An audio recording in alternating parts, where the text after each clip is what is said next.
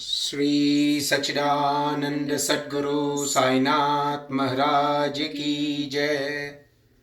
Chapter 5 Return with Jan Patil's Marriage Party. As hinted in the last chapter, I shall now describe first how Sai Baba returned to Shirdi after his disappearance. There lived in Aurangabad district, Nizam state, in a village called Dup, a well-to-do Mohammedan gentleman by name Chand Patil. While he was making a trip to Aurangabad, he lost his mare. For 2 long months he made a diligent search but could not get no trace of the lost mare. After being disappointed, he returned from Aurangabad with the saddle on his back. After traveling 4.5 kilometers, he came on the way to a mango tree at the foot of which sat a fakir, queer fellow. He had a cap on his head, wore kafni, long robe, and had a satka, short stick, under his arm, and he was preparing to smoke a chillin pipe. On seeing Chand Patil pass by, he called out to him and asked him to have a smoke and to rest a little. The queer fellow or fakir asked him about the saddle. Chand Patil replied that it was his mare which was lost some time back.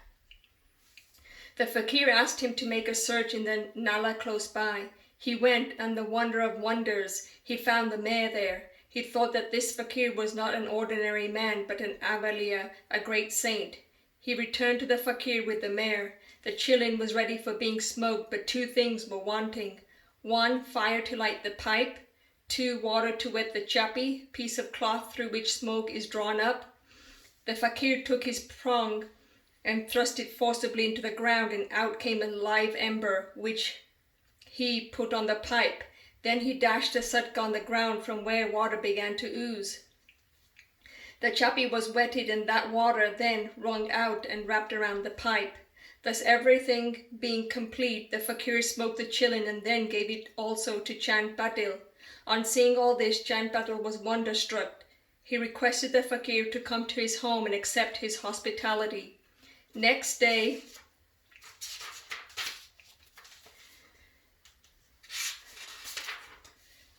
he went to Patil's house and stayed there for some time. Patil was a village officer of Dup. His wife's brother's son was to be married, and the bride was from Shirdi. So Patil made preparations to start for Shirdi for the marriage. The fakir also accompanied the marriage party. The marriage went off without any hitch. The party returned to Dup, except the fakir, who stayed back in Shirdi and remained there forever. How the fakir got the name Sai. When the marriage party came to Shirdi, it alighted at the foot of the banyan tree in Bhagat Mahalsapati's field near Khandoba temple. The cars were loosened in the open courtyard of Khandoba's temple, and the members of the party descended one by one, and the fakir also got down. Bhagat Mahalsapati saw the young fakir getting down and accosted him, "Ya Sai," "Welcome, Sai." Others also addressed him as Sai, and thenceforth he became Sai Baba. Contact with other saints. Sai Baba began to stay in a deserted masjid. One saint named Devidas had been living in Shirdi. For many years before came there. Baba liked his company. He stayed with him in the Maruti temple in the Chowdi, and for some time lived alone. Then came another saint by name Jankidas. Baba spent most of his time in talking with him, or Jankidas went to Baba's residence. So also one Vaishya householder saint from Puntambe by name Gangagir always frequented Shirdi. When he first saw Sai Baba carrying pitchers of water in both hands for watering the garden, he was amazed and said openly, "Blessed is Shirdi that has got this precious jewel. This man is carrying water today, but he is not an ordinary fellow. As this land, Shirdi, was fortunate and meritorious, it secured this jewel." So also one famous saint by name Anandath of Yuvala Mat, a disciple of Akalot Maharaj, came to Shirdi with some people. When he saw Sai Baba, he said openly, "This is a precious diamond in reality. Though he looks like an ordinary man, he is not a gar, ordinary stone, but a diamond. You will realize this in the near future." Saying this, he returned to Yuvala. This was said while Sai Baba was a youngster. Baba's dress and daily routine.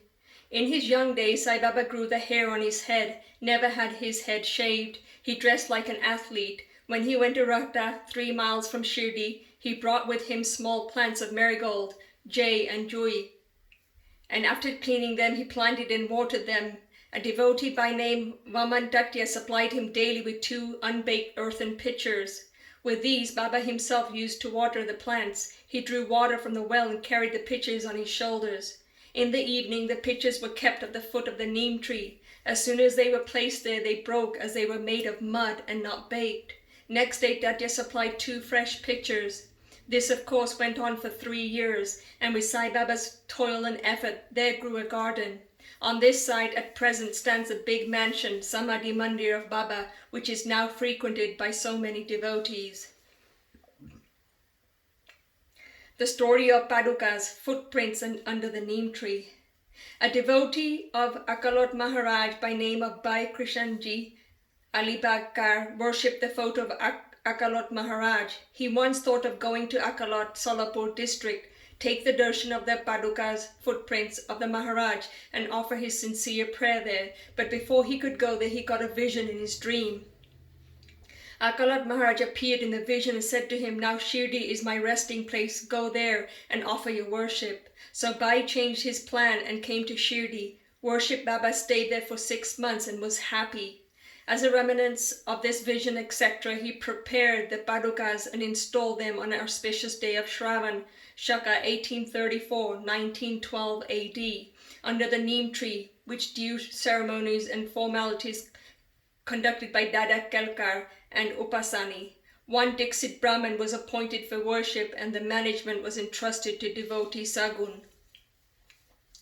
Complete version of this story. Mr. B.V. Dev, retired Mabladar of Thana, had a great devotee of Sai Baba, made inquiries about this matter with Sagun Meru Nayak and Govind Kamalaka Dixit, and has published a full version of the Padukas in Sai Leela, Volume 2, Number 1, page 25. It runs as follows. In 1834 Shaka, 1912 AD, one Dr. Ramanrao Kothari of Mumbai came to Shirdi for Baba's darshan. His compounder and his friend Bhai Krishnaji Alibagkar accompanied him. The compounder and Bhai became intimate with Sagun Meru Nayak and G.K. Dixit. While discussing things, these persons thought that there must be some memorial of Sai Baba's first advent at Shirdi and his sitting under the holy neem tree. They thought of installing Baba's Padukas there and were going to make them of some rough stone. Then Bhai's friend, the compounder, suggested that if this matter was made known to his master, Dr. Ramrao Kothari, he would prepare nice Padukas for this purpose. All liked this proposal, and Dr. Kothari was informed of it. He came to Shirdi and drew a plan of the Padukas. He went to Upasani Maharaj in Khandoba's temple and showed him his plan. The latter made many improvements, drew lotus, flowers, conch, disc, mace, etc., and suggested that the following shloka verse regarding Neem's tree, greatness, and Baba's yogic powers be inscribed. The verse was as follows. Sada Nim Bhavikshya Muladivasat Sudasharitanam Tiktama Piya Priyam Tam Tarum Kal Pravikar Shadikam Sadyantam Nameshwaram Sadguru Sainatham. Upasani's suggestions were accepted and carried out. The Padukas were made in Mumbai and sent to Shirdi with compounder. Baba said that they should be installed on the Purnima, 15th of Shravan.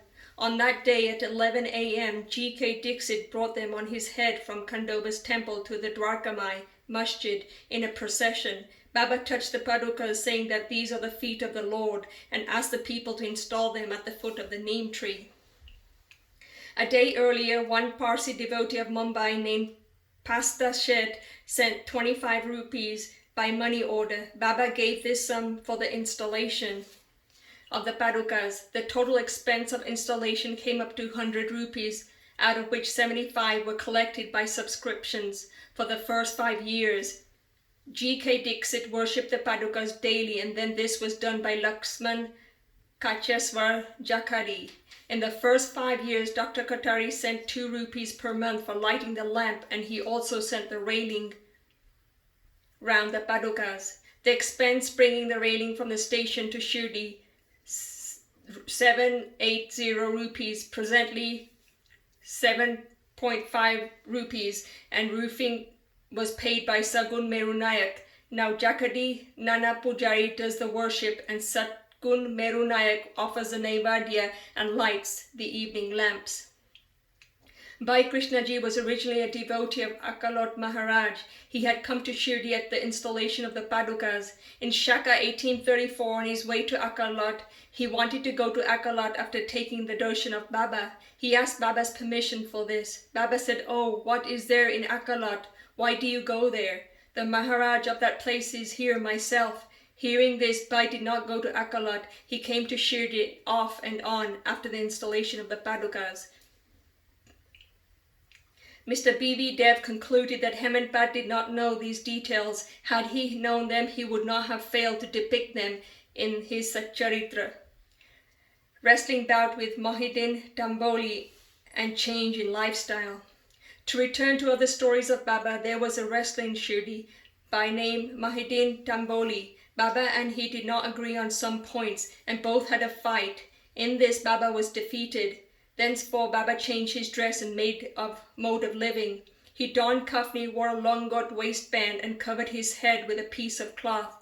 He took a piece of sackcloth for his bed and was content with wearing torn and worn-out rags. He also said that poverty is better than kingship, far better than lordship. The Lord is always brother, befriender of the poor. Gangagir was also very fond of wrestling. Once, while he was wrestling, a similar feeling of dispassion descended over him, and at that proper time he heard the voice of an adept saying that he should wear out his body, playing with God. So he too gave up samsara and turned towards God realization. He established a math on the banks of the river near Pundambe and lived there with his disciples. Sai Baba did not mix and speak with the people. He only gave answers when he was questioned.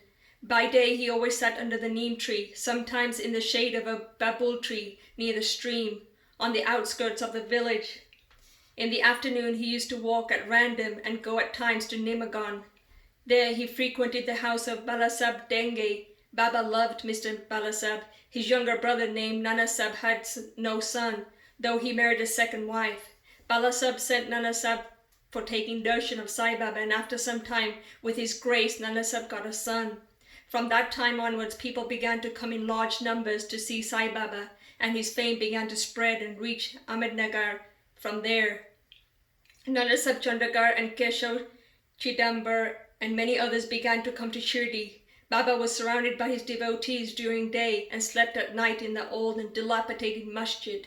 Baba's paraphernalia at this time consisted of a chilin, tobacco, a tumral tin pot, long kafni, a piece of cloth round his head, and a sadka short stick, which he always kept with him. The piece of white cloth on the head was twisted like a matted hair and flowed down from the left ear on the back. This was not washed for weeks. He wore no shoes, no sandals. A piece of sackcloth was his seat for most of the day. He wore a kupan waistcloth band, and for warding off cold he always sat in front of the duni, sacred fire, facing south, with his left hand resting on the wooden railing. In that duni he offered an oblation of egoism, desires, and always uttered Allah Malik, God is the sole owner. The masjid in which he sat was only of 2-room dimensions, where all devotees came and saw him. After 1912 there was a change in the old masjid, was repaired, and a pavement was constructed. Before Baba came to live in this masjid, he lived for a long time in a place, Takia, where with gunguru small bells tied to his ankles, Baba danced beautifully and sang with tender love, turning water into oil. Sai Baba was very fond of lights. He used to borrow oil from shopkeepers and keep lamps burning the whole night in the masjid and temple. This went on for some time. The Baniyas who supplied oil gratis once met together and decided not to give him oil. When, as usual, Baba went to ask for oil, they all gave him a distinct no. Unperturbed, Baba returned to the masjid and kept the dry wicks in the lamps. Then the Baniyas were watching him with curiosity. Baba took the tumral tin pot, which contained very little, few drops of oil, put water into it and drank it, and then forced it out to fall into the container. After consecrating the tin pot in this way, he again took the water from the tin pot and filled all the lamps with it and lighted them. To the surprise and dismay of the watching Banyas, the lamps began to burn and kept burning the whole night. The Banyas repented and apologized, and Baba forgave them and asked them to be more truthful in the future. The pseudo Guru Jawahar Ali.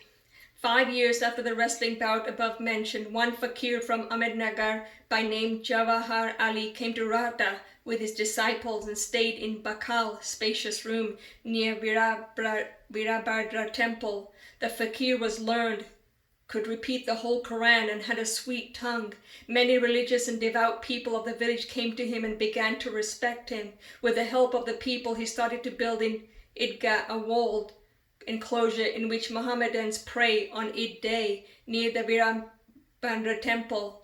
There was some quarrel about this affair, on account of which Jawahar Ali had to leave Rata. Then he came to Shirdi and lived in the masjid with Baba. People were captured by his sweet talk and began to call Baba his disciple. Baba did not object and consented to be his Chela disciple. Then both Guru and Chela decided to return to Rata and live there. The Guru teacher never knew his disciple's worth, but the disciple knew the shortcomings of the Guru. Still, he never disrespected him, observing carefully his duties. He even served the master in various ways. They used to come to Shirdi off and on, but their mainstay was in Rata. The loving devotees of Baba in Shirdi did not like that Baba should stay away from them in Rata, so they went in a deputation to bring Baba back to Shirdi. When they met Baba near the Idgah and told the purpose for which they came, Baba said to them that the fakir was an angry, ill-tempered fellow. He would not leave him, and that they should better go back to Shirdi without him before fakir returned. While they were thus talking, the fakir turned up and was very angry with them for trying to take away his disciple. There was some hot discussion and altercation, and it was finally decided that both the Guru and Chela should return to Shirdi, and so they returned and lived in Shirdi. But after a few days, the Guru was tested by Devidas, and he was found wanting. 12 years before Baba arrived in Shirdi with their marriage party, this Devidas, aged about 10 or 11 years, came to Shirdi and lived in the Maruti temple. Devidas had fine features and brilliant eyes, and he was dispassion incarnate and a dhyani. Many people, namely Tatyakote, Kashinath and others, regarded him as their guru. They brought Jawahar Ali in his presence, and in the discussion that followed, Jawahar was worsted and fled from Shirdi. He went and stayed in Bijapur and returned after many years to Shirdi and prostrated himself before Sai Baba. The delusion that he was a guru and Sai Baba his Chela was cleared away, and as he repented, Sai Baba treated him with respect. In this case, Sai Baba showed by his conduct how one should get rid of egoism and do the duties of a disciple to attain the highest end, self-realization. This story is told here according to the version given by Mahalsapati, a great devotee of Baba. In the next chapter, Ramnami festival, the masjid, its former condition and the later improvement in it, etc. will be described. Bow to Shri Sai, peace to be all. Shri Satcharitra Ch Sadguru Sai Maharaj Ki Jai. Jai Sai Gurudev.